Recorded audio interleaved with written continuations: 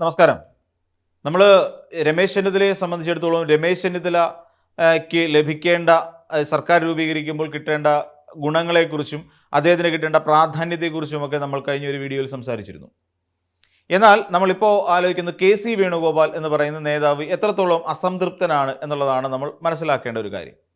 KCയെ സംബന്ധിച്ചിടത്തോളം ഒരു ഘട്ടത്തിൽ വേണമെങ്കിൽ ഈ ജനറൽ സെക്രട്ടറി സ്ഥാനം കൂടി കൊടുത്തേക്കാം എന്ന് പറയുന്ന ഒരു തരത്തിലുള്ള ഒരു പ്രസ്താവന കൂടി KC വേണുഗോപാലിൻ്റെ വായിൽ നിന്ന് വീണിരുന്നു. അത് കഴിഞ്ഞ ദിവസം നമ്മൾ കണ്ടതാണ്. അതും കൂടി വേണമെങ്കിൽ നൽകിയേക്കാം. എന്നാൽ എല്ലാവർക്കും അറിയാവുന്ന പോലെ KC വേണുഗോപാലിന് രണ്ട് തരത്തിൽ നമുക്ക് ചിന്തിക്കാം. ഒന്നാമത്തെ കാര്യം, KC വേണുഗോപാലിനെ സംബന്ധിച്ചിടത്തോളം KCക്ക് സംഘടനാ ചുമതലയുള്ള ജനറൽ സെക്രട്ടറി എന്ന് പറയുന്ന സ്ഥാനം ഏറെക്കുറെ തെറിക്കാനായിരിക്കുന്ന സമയം എന്ന് വെച്ചാൽ കാലാവധി പൂർത്തിയായെങ്കിൽ 2 വർഷം കൂടി അധികമായി എന്നുള്ളതാണ്. അപ്പോൾ KC വേണുഗോപാൽ അങ്ങനെ നിൽക്കുന്നു. KC വേണുഗോപാലിനെ സംബന്ധിച്ചിടത്തോളം ഇനിയും ഒരു അംഗത്തിനുള്ള ബാല്യം അദ്ദേഹത്തിനുണ്ട് എന്ന് കരുതുക.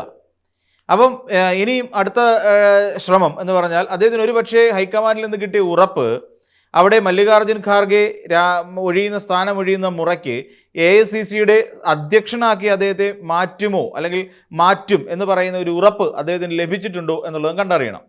മറ്റൊരു കാര്യത്തിലേക്ക് വരികയാണെങ്കിൽ KC വേണുഗോപാൽ സ്ഥാനമൊഴിയുന്നതോടെ അല്ലെങ്കിൽ മുഖ്യമന്ത്രി സ്ഥാനത്തേക്ക് എത്തുന്നതോടുകൂടി അപ്പോൾ 2 ഉപതെരഞ്ഞെടുപ്പുകൾ കേരളം നേരിടേണ്ടി വരും. അതായത് ഇപ്പോൾ ഏതെങ്കിലും ഒരു MLA അദ്ദേഹത്തിന് രാജിവെപ്പിക്കേണ്ടതായി വരും. ഇരിക്കൂർ തന്നെയാണ് അദ്ദേഹം നോക്കിക്കൊണ്ടിരിക്കുന്നത്. അപ്പോൾ ഇരിക്കൂറിൽ നിന്നുള്ള ആ MLA രാജിവെപ്പിച്ചിട്ട് പകരം അവിടെ മത്സരിക്കുമ്പോൾ അവിടെ ഒരു ഉപതെരഞ്ഞെടുപ്പിനുള്ള സാധ്യത ഒരുങ്ങുന്നു. ഇൻ കേസ് KC വേണുഗോപാൽ അവിടെ നിന്ന് വിജയിച്ച് സഭയിലേക്ക് എത്തിക്കഴിഞ്ഞാൽ അദ്ദേഹത്തിന് ലോക്സഭാ അംഗത്വം രാജിവെക്കേണ്ട ഒരു അവസ്ഥയുണ്ടാവുന്നു. ആ ലോക്സഭാ അംഗത്വം രാജിവെക്കുമ്പോൾ സ്വാഭാവികമായും ആലപ്പുഴ മണ്ഡലത്തിൽ അവിടെ വീണ്ടും ഒരു ഉപതെരഞ്ഞെടുപ്പിനുള്ള കളമൊരുങ്ങുകയും ചെയ്യുന്നു. അപ്പോൾ ഇതുവരെ 18 MPമാരെന്ന് പറയുന്ന ഒരു അവസ്ഥയിൽ നിന്നും അവിടെ ഇത്തവണ ശോഭാ സുരേന്ദ്രൻ മത്സരിക്കാനുള്ള അല്ലെങ്കിൽ ആലപ്പുഴയിലേക്ക് കണ്ണും നട്ടുകൊണ്ട് ശോഭാ സുരേന്ദ്രൻ ഇരിപ്പുണ്ട്. കാര്യം ശോഭയ്ക്ക് അവിടെ പാലക്കാട് നിന്ന് ജയിച്ചു കയറാൻ സാധിച്ചില്ല. ഇപ്പോൾ വിജയിക്കേണ്ടിയിരുന്ന ഒരു മണ്ഡലത്തിൽ പോലും ശോഭാ സുരേന്ദ്രന് വിജയിക്കാൻ കഴിയാതെ പോയതിന് ചില കാരണങ്ങൾ നമുക്ക് എവിടെയൊക്കെ ചൂണ്ടിക്കാണിക്കാൻ സാധിക്കും. അങ്ങനെ KC വേണുഗോപാൽ വീണ്ടും KC വേണുഗോപാലിൻ്റെ അഭാവത്തിൽ ആലപ്പുഴയിൽ വീണ്ടും ഒരു ഉപതെരഞ്ഞെടുപ്പ് കൂടി ഉണ്ടാവുന്നു. അപ്പോൾ അങ്ങനെ ഒരു വർഷത്തിനകത്ത് കേരളത്തിൽ സംഭവിക്കാൻ പോകുന്നത് 2 ഉപതെരഞ്ഞെടുപ്പുകളാണ്. ആ ഉപതെരഞ്ഞെടുപ്പുകളുടെ ഭാരം പൊതുജനത്തിൻ്റെ മേലെ അടിച്ചേൽപ്പിക്കാതിരിക്കാൻ വേണ്ടിയിട്ടുള്ള തന്ത്രപരമായ ഒരു നീക്കം എന്നുള്ള നിലയിൽ AICC ഈ മുഖ്യമന്ത്രി നിർണയത്തെ കാണുന്നുണ്ട് എന്നുള്ളതാണ് മറ്റൊരു കാര്യം. അപ്പോൾ KC വേണുഗോപാലിനെ ശാന്തനാക്കുന്നതിന് വേണ്ടി ഉപയോഗിച്ചിരിക്കുന്ന 2 തന്ത്രങ്ങൾ, ഒന്ന് ഉപതെരഞ്ഞെടുപ്പും അതോടൊപ്പം തന്നെ ഈ പറയുന്ന മല്ലികാർജ്ജുൻ ഖാർഗെ ഒഴിവാകുന്ന സമയത്ത് അദ്ദേഹത്തെ AICCയുടെ അധ്യക്ഷനാക്കി മാറ്റുന്നു എന്നുള്ളതും. എന്നാൽ അവിടെയും ചില പ്രശ്നങ്ങൾ ഉണ്ടാകാനുള്ള സാധ്യതയുണ്ട്. നേരത്തെ നമുക്കറിയാം മല്ലികാർജ്ജുൻ ഖാർഗെയും ശശി തരൂരും കൂടിയിട്ടാണ് ഈ AICC അധ്യക്ഷ സ്ഥാനത്തിന് വേണ്ടി മത്സരിച്ചത് എന്ന് നമുക്കറിയാം. അപ്പോൾ അവിടെ എന്തായിരുന്നാലും അങ്ങനെ ഒരു നോട്ടത്തിലേക്ക് അല്ലെങ്കിൽ അങ്ങനെ ഒരു സ്ഥാനത്തിലേക്ക് ശശി തരൂരിനും സ്വാഭാവികമായി ഒരു കണ്ണുണ്ട് എന്നുള്ള കാര്യം അതോടുകൂടി നമുക്ക് ബോധ്യപ്പെടുകയും ചെയ്തു. അപ്പോൾ ഇങ്ങനെയൊക്കെയാണ് ഏറെക്കുറെ ഡൽഹി രാഷ്ട്രീയത്തിൻ്റെ അവസ്ഥ കോൺഗ്രസുമായി ബന്ധപ്പെടുത്തി നോക്കുമ്പോൾ. അപ്പോൾ അതുകൊണ്ട് തന്നെ KC വേണുഗോപാലിനെ പതുക്കെ മുഖ്യമന്ത്രി സ്ഥാനത്ത് നിന്ന് ഒഴിവാക്കി. എന്നാൽ മുഖ്യമന്ത്രി ആകാതെ പോയതിൽ കാരണം അദ്ദേഹം ഡൽഹിയിൽ നിന്നും കേരളത്തിലേക്ക് വരികയും MP ആയി വിജയിച്ചു കയറുകയും പിന്നീട് കേരളത്തിൽ തന്നെ അദ്ദേഹം നിരവധി പ്രവർത്തനങ്ങളുമായി ബന്ധപ്പെട്ടുകൊണ്ട് കപ്പ കഴിക്കാൻ പോയതും മീൻ കഴിക്കാൻ പോയതും ഒക്കെ ജനങ്ങളുടെ മനസ്സിൽ ഇപ്പോഴുമുണ്ട്. ഈ തെരഞ്ഞെടുപ്പിൻ്റെ പ്രചരണ കാലഘട്ടത്തിൽ പിഷാരടിയോടൊപ്പം ബസ്സിനുള്ളിൽ കയറിയുന്നുകൊണ്ട് വനിതകൾക്ക് ഈ മാസം 15-ാം തീയതി മുതൽ, അതായത് ഇന്ന് മുതൽ തന്നെ അവർക്ക് സൗജന്യമായി ബസ്സിൽ യാത്ര ചെയ്യാൻ കഴിയും എന്ന് അവരെ പറഞ്ഞ് പഠിപ്പിക്കുകയായിരുന്നു. നിങ്ങൾക്ക് എവിടെ വേണമെങ്കിലും നിങ്ങൾക്ക് സൗജന്യമായി യാത്ര ചെയ്യാം എന്ന് പറയുന്ന കാര്യങ്ങൾ അവരെ പറഞ്ഞ് പഠിപ്പിക്കാനും അവർക്കൊപ്പം തൊഴിലുറപ്പ് തൊഴിലാളികൾക്കൊപ്പം അവിടെ പോയിരുന്നുകൊണ്ട് അവരുടെ തറയിലിരുന്നു കൊണ്ട് കപ്പ കഴിക്കാനുമൊക്കെ അദ്ദേഹം കാണിച്ച ഒരു ആവേശം വെറുതെ ആയിരുന്നില്ല. അദ്ദേഹത്തിന് കേരളത്തിൻ്റെ മുഖ്യമന്ത്രി എന്ന് പറയുന്ന സ്ഥാനത്തേക്ക് എത്തുന്നതിന് വേണ്ടി തന്നെയായിരുന്നു. സ്വിഗ്ഗിക്കാരുടെ പുറകിൽ വരെ അദ്ദേഹം ബൈക്കിൽ യാത്ര ചെയ്തിട്ടുണ്ടായിരുന്നു. അപ്പം ഇങ്ങനെ തുടങ്ങി നിരവധി PR വർക്കുകളിലൂടെ അദ്ദേഹം ഇവിടെ കേരളത്തിൽ പച്ചപിടിക്കുന്നതിന് വേണ്ടി പിന്നീട് തെരഞ്ഞെടുപ്പിന് ശേഷം അദ്ദേഹത്തിൻ്റെ ഒരു ജീവചരിത്ര പുസ്തകം പോലും പുറത്തേക്കിറക്കാനുള്ള നീക്കം അദ്ദേഹം നടത്തിയിരുന്നു. അദ്ദേഹം പാർലമെന്റിൽ നടത്തിയിട്ടുള്ള പ്രസംഗങ്ങളും അതോടൊപ്പം തന്നെ പുറത്ത് അദ്ദേഹം നടത്തിയിട്ടുള്ള പ്രവർത്തനങ്ങളെയും ഉയർത്തിക്കാട്ടിക്കൊണ്ടുള്ള ഒരു പുസ്തകമായിരുന്നു അത് നമുക്ക് കാണാം. ഇവിടെ സ്വന്തമായി അദ്ദേഹം കുറെ അണിയെ വളർത്തിയെടുക്കാനും അദ്ദേഹം പരിശ്രമിച്ചു. ഇവിടുത്തെ മുൻനിര യുവ നേതാക്കന്മാരെ എല്ലാവരെയും തൻ്റെ കൈവെള്ളയിലേക്ക് ഒതുക്കിക്കൊണ്ടുവരാൻ KC വേണുഗോപാൽ നടത്തിയ ശ്രമങ്ങൾ ചെറുതായിരുന്നില്ല. അവിടെ ഷാഫി പറമ്പിലടക്കം രാഹുൽ മാങ്കൂട്ടത്തിലടക്കമുള്ള നേതാക്കന്മാരെ എല്ലാവരെയും അതോടൊപ്പം KPCCയിലും യൂത്ത് കോൺഗ്രസിൻ്റെ തലപ്പത്തും KSUവിൻ്റെ തലപ്പത്തും തനിക്ക് വേണ്ടപ്പെട്ടവരെ തൻ്റെ പിണിയാളുകളെന്ന് വിളിക്കാൻ കഴിയുന്നവരെ കൊണ്ടുവന്ന് അവരോധിക്കുകയും ചെയ്തത് KC വേണുഗോപാൽ തന്നെയായിരുന്നു. ഈ KC വേണുഗോപാൽ ഈ ശ്രമങ്ങളൊക്കെ എന്തിനു വേണ്ടിയായിരിക്കും നടത്തിയത്? സ്വാഭാവികമായും തനിക്ക് കേരളത്തിലെ കോൺഗ്രസ് പാർട്ടിക്കുള്ളിൽ ശക്തമായൊരിടം ലഭിക്കാനും കേരളത്തിൻ്റെ ഭരണത്തിൽ തനിക്കൊരു മുന്നേറ്റം ഉണ്ടാക്കുന്നതിനും ഒരു നേട്ടം ഉണ്ടാക്കുന്നതിനും വേണ്ടി തന്നെയാണ് എന്നുള്ള കാര്യത്തിൽ ആർക്കും യാതൊരു സംശയവും കുടുങ്ങാനിടയില്ല.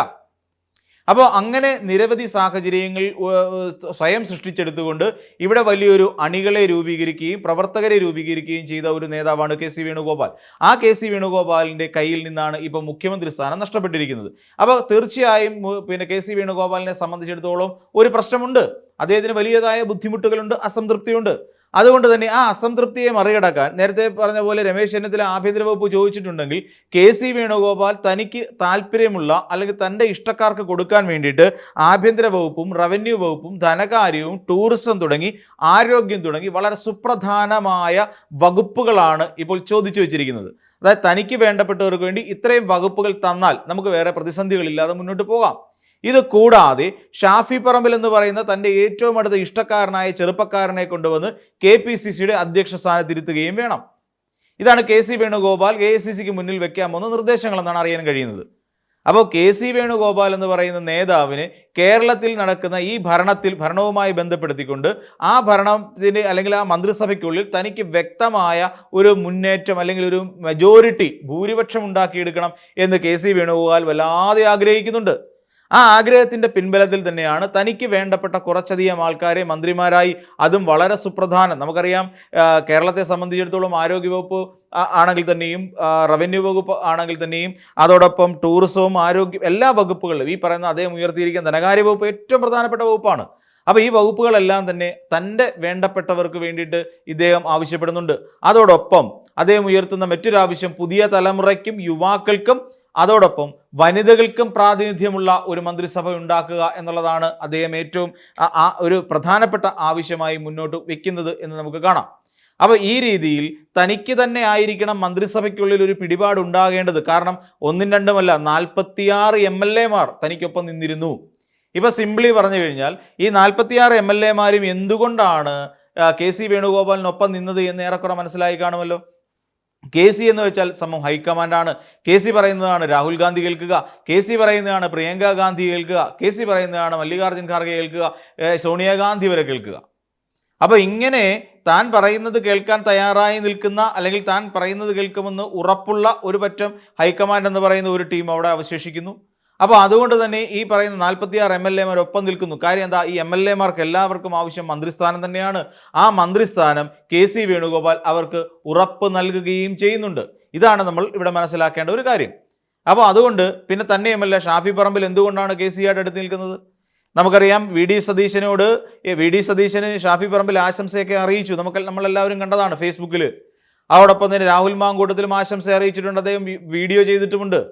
രാഹുൽ മാങ്കൂട്ടത്തിലിനെ കോൺഗ്രസിൻ്റെ എല്ലാ ഇതിൽ നിന്നും തൂക്കിയെടുത്ത് മാറ്റി നിർത്തിയത് VD സതീശനാണ്. കാലം എത്ര കഴിഞ്ഞാലും രാഹുലിനെ പോലെയുള്ള ഒരു നേതാവിൻ്റെ മനസ്സിൽ എന്തായിരുന്നാലും VD സതീശനോടൊരു വൈര്യനിരാധന ബോധം ഉണ്ടാകും എന്നുള്ള കാര്യം നമുക്കെല്ലാവർക്കും അറിയാം. അത് നിന്നുകൊണ്ട് തന്നെ ഇവിടെ അവർ ഉടനെ അടുത്ത ചാടി ചവിട്ടിയത് KC വേണുഗോപാലിനൊപ്പമാണ്. അവിടെ സുരക്ഷിതത്വം അവിടെ ഉണ്ടാകുമെന്ന് പറയുന്നു. അപ്പോൾ ഇങ്ങനെ തുടങ്ങിയ നിരവധി കാര്യങ്ങളിലൂടെ KC വേണുഗോപാലിനെ എല്ലാ നേതാക്കന്മാരും തടകി സുഖിപ്പിച്ച് ക്ഷേമാന്വേഷണങ്ങളൊക്കെ നടത്തി കൊണ്ടു നടക്കുകയാണ്. ആ KC വേണുഗോപാൽ അപ്പോൾ സുപ്രധാന വകുപ്പുകൾ തൻ്റെ വേണ്ടപ്പെട്ടവർക്ക് നൽകണം എന്ന് പറയുകയാണെങ്കിൽ അതിനെ എങ്ങനെ ഒഴിവാക്കി കളയാൻ സാധിക്കും? അപ്പോൾ അങ്ങനെ തുടങ്ങി ഈ ഒരു സംഭവം കൂടി UDF-നെ സംബന്ധിച്ചിടത്തോളം ഭരണത്തിൽ പ്രതിസന്ധി ഉണ്ടാക്കുന്നുണ്ട്. എന്നാൽ ഈ പറയുന്ന നമ്മൾ ആലോചിച്ച് നോക്കിക്കഴിഞ്ഞാൽ ധനകാര്യമാണെങ്കിൽ തന്നെയും ഒരുപക്ഷെ ആവശ്യപ്പെടാനിരുന്നത് ഇവർ തന്നെ ആവാനാണ് സാധ്യത. മുസ്ലിം ലീഗിനെ സംബന്ധിച്ചിടത്തോളം അവർക്ക് വേണ്ട ഒരു പ്രധാനപ്പെട്ട വകുപ്പ് വിദ്യാഭ്യാസവും വ്യവസായ വകുപ്പും പൊതുമരാമത്ത് വകുപ്പുമാണ്. ഈ 3 വകുപ്പുകൾ അവരെന്തായിരുന്നാലും ഉറപ്പായും അവർ ചോദിച്ചിരിക്കും. വിദ്യാഭ്യാസം എനിക്കൊന്ന് KM ഷാജിയോ മറ്റോ ആയിരിക്കണം വിദ്യാഭ്യാസത്തിലേക്ക് പോകാനുള്ള സാധ്യത. അപ്പോൾ തന്നെ നമ്മുടെ ഒരു വിദ്യാഭ്യാസത്തിൻ്റെ നിലവാരം എത്രത്തോളം ഉയരും എന്നുള്ളതിനെക്കുറിച്ച് നമുക്ക് സ്വാഭാവികമായി ചിന്തിക്കാൻ കഴിയുന്നതേ ഉള്ളൂ. എന്നാൽ ആരോഗ്യമൊക്കെ ഏറ്റെടുക്കുന്ന ആരാണ് എന്നുള്ള കാര്യമൊക്കെ നമുക്ക് പിന്നീട് ഏറ്റവും കൂടുതൽ വെല്ലുവിളികൾ നിറഞ്ഞ ഒന്നാണ് പൊതുജനാരോഗ്യ മേഖല കൈകാര്യം ചെയ്യുന്ന ആരോഗ്യവകുപ്പ്. അതും വലിയ പ്രതിസന്ധിയിലേക്ക് പോകും. ടൂറിസമിനെ മുഹമ്മദ് റിയാസ് ഒരു അവസ്ഥ വരെ കൊണ്ട് എത്തിച്ചു വെച്ചിരിക്കുന്നുണ്ട്. അതിന് വലിയ തട്ടുകേട് വരാനുള്ള സാധ്യതകൾ നിലവിൽ ഇല്ല എന്ന് നമ്മൾ പറയേണ്ടി വരും. അപ്പോൾ എന്തുതന്നെയാണെങ്കിലും ഈ പറയുന്ന KC വേണുഗോപാലിനെ സംബന്ധിച്ചിടത്തോളം KC ഉയർത്തുന്ന ആവശ്യങ്ങൾ അംഗീകരിച്ചു കൊടുക്കാൻ VD സതീശൻ അടക്കമുള്ള നേതാക്കൾ തയ്യാറാകുമെന്നുള്ളതാണ് നമ്മൾ കണ്ടറിയേണ്ടത്. അല്ലെങ്കിൽ അങ്ങനെ തയ്യാറാകുമോ എന്നുള്ളത് നമ്മുടെ മുന്നിൽ ഒരു വലിയ കീറാമുട്ടിയായി അവശേഷിക്കുകയും ചെയ്യുന്നു.